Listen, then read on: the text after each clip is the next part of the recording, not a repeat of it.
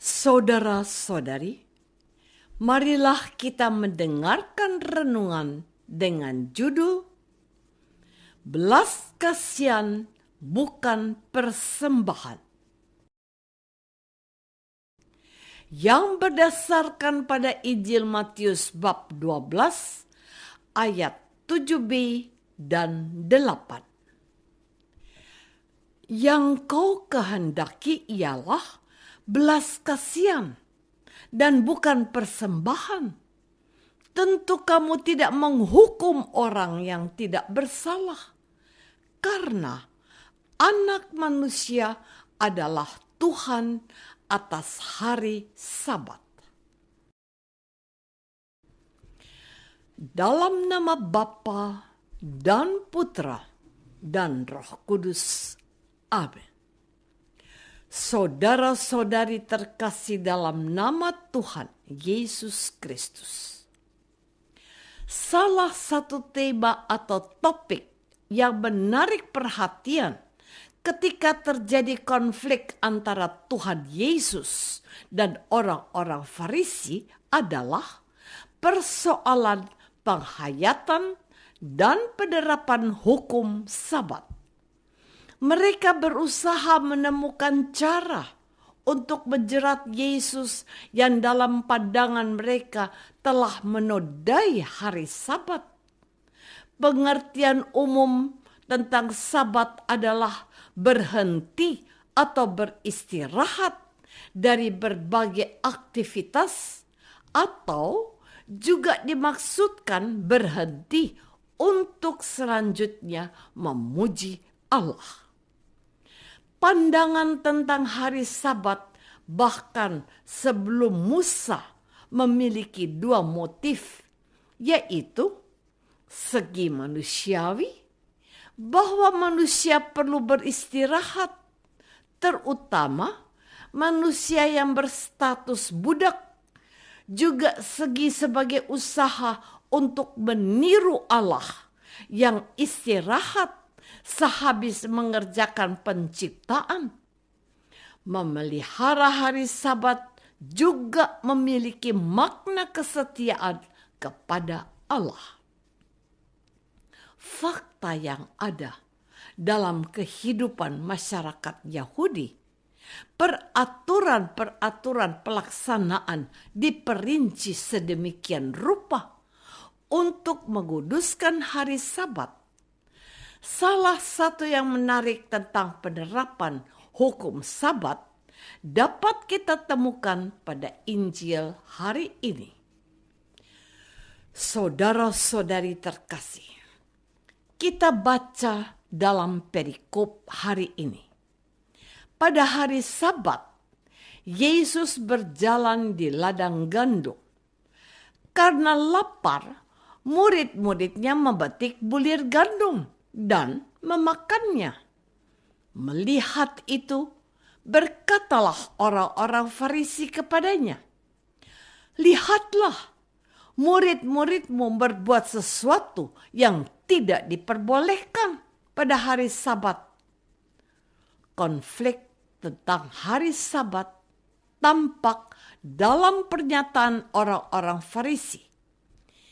Injil menerangkan, karena lapar, murid-murid Yesus memetik bulir gandum dan memakannya. Untuk membuat orang-orang Farisi itu menyadari bahwa sikap mereka itu keliru, dikutiplah oleh Tuhan Yesus apa yang dilakukan Daud dan para pengikutnya merasa lapar. Mereka memakan roti sajian yang hanya dikhususkan untuk para imam. Juga Tuhan Yesus mengutip kitab Bilangan bab 28 ayat 9 dan 10 yang menjelaskan bahwa, "Tidak tahukah kamu baca dalam kitab Taurat bahwa pada hari Sabat imam-imam melanggar hukum Sabat di dalam bait Allah, namun tidak bersalah? Tidak tahukah kamu di sini ada yang melebihi bait Allah? Dengan demikian, Tuhan Yesus tidak menyalahkan apa yang dilakukan oleh para muridnya. Karena mereka lapar dan mereka harus makan. Inilah sikap Yesus. Yang ku kehendaki ialah belas kasihan dan bukan persembahan. Tentu kamu tidak menghukum orang yang tidak bersalah. Saudara-saudari terkasih, kalau kita simak percakapan Yesus dengan orang-orang Farisi yang protes atas tindakan para muridnya, maka jelas tidak ada yang salah dengan tindakan para murid itu. Mereka tidak sedang melanggar peraturan hukum Sabat, tetapi mereka berusaha memenuhi kebutuhan hidup agar tetap bisa melanjutkan perjalanan mengikuti Yesus. Daud dan para imam melanggar hukum Sabat karena mereka ingin tetap bisa bertahan hidup. Hidup itu lebih penting daripada sekedar menaati hukum. Sebab hukum dibuat untuk manusia dan bukan manusia untuk hukum. Orang-orang Farisi dan ahli-ahli Taurat adalah mereka yang sangat ketat melaksanakan hukum sebagaimana tertulis. Kalau tidak boleh, ya tidak boleh. Tidak demikian dengan Tuhan Yesus. Ada yang lebih penting dan ada yang lebih bermakna yang harus dikedepankan jika orang melaksanakan hukum-hukum Tuhan. Sebagai contoh, Tuhan Yesus mengatakan hal itu dalam Injil Lukas bab 14 ayat 5 dan 6.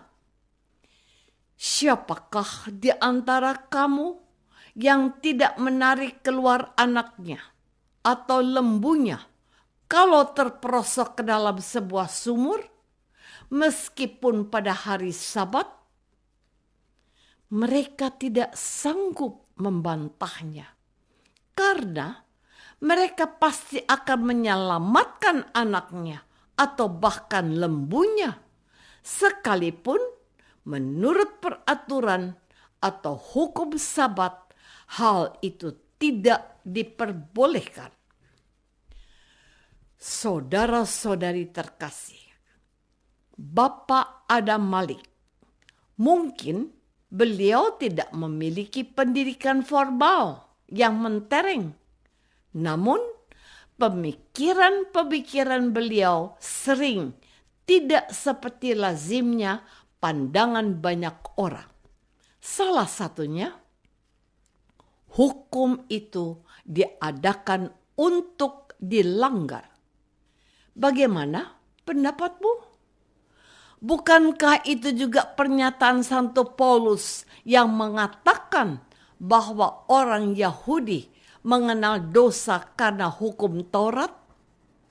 Jika demikian, apakah yang hendak kita katakan? Apakah hukum Taurat itu dosa? Sekali-kali tidak. Sebaliknya, justru karena hukum Taurat, aku telah mengenal dosa. Roma bab 7 ayat 7.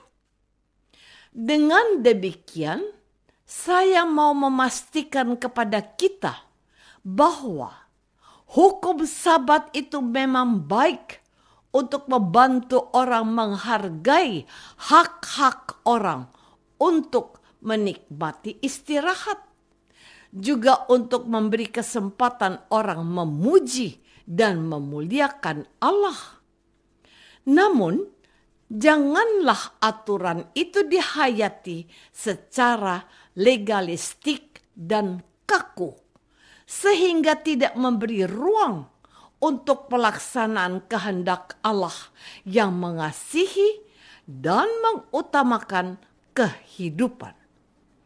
Kita diajak Tuhan untuk mengutamakan kasih dan belas kasihan ketika berusaha menjadi orang-orang beriman yang bertanggung jawab dan taat.